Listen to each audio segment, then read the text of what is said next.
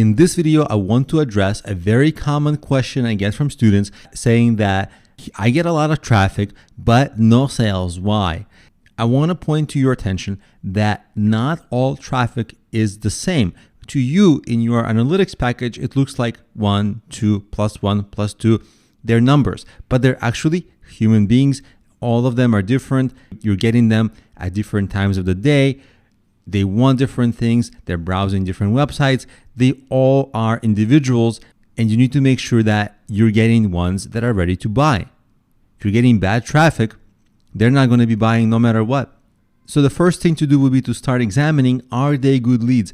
They're human. Well, they're human unless you bought, like fake traffic from a site like Fiverr, where a lot of people are selling you traffic, but you don't know where this traffic is coming from. You don't know who they are.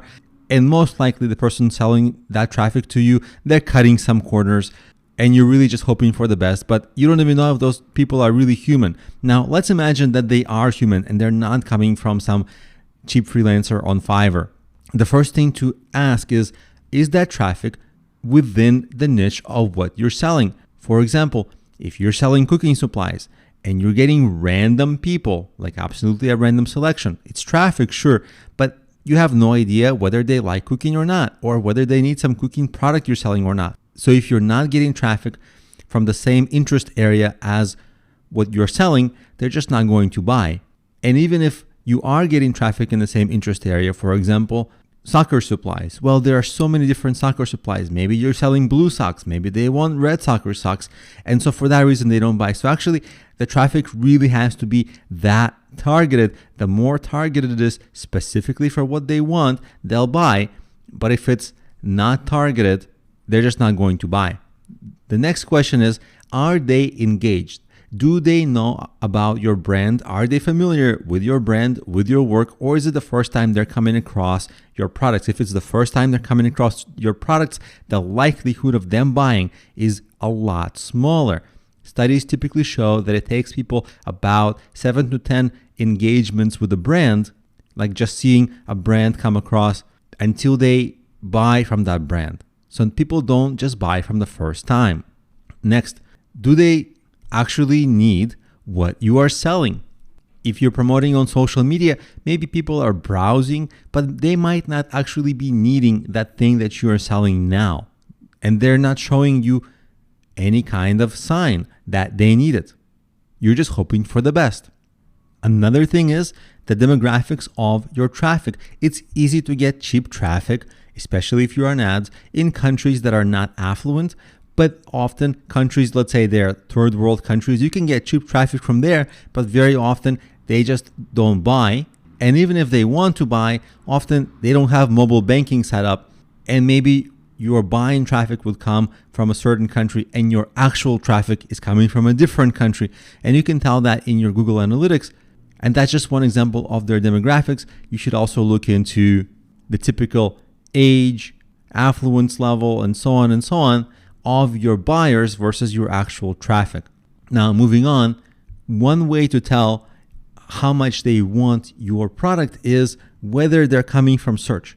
If you're bombarding them on social media randomly or with your ads randomly, you have no way of knowing if they need your product right now, or if they're busy, or if they're doing something else. But if they are searching, great. You know that when people search, they want something that they search for and they want it right now.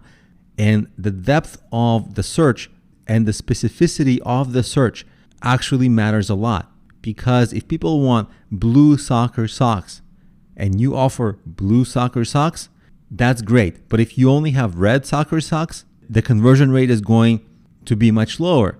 So you see, it has to be that precise, and the more specific, the higher your conversion will be. And if your conversion is low, it could be that either they're not coming from search, or they don't know much about your brand, or if they are coming from search, it may be a slightly wrong search term. Also, is the traffic coming from desktop or mobile? On mobile, a lot of people browse, but because it's the phone, it's a lot harder to buy. It's harder to read the description. People get distracted more because of all the text messages they're getting.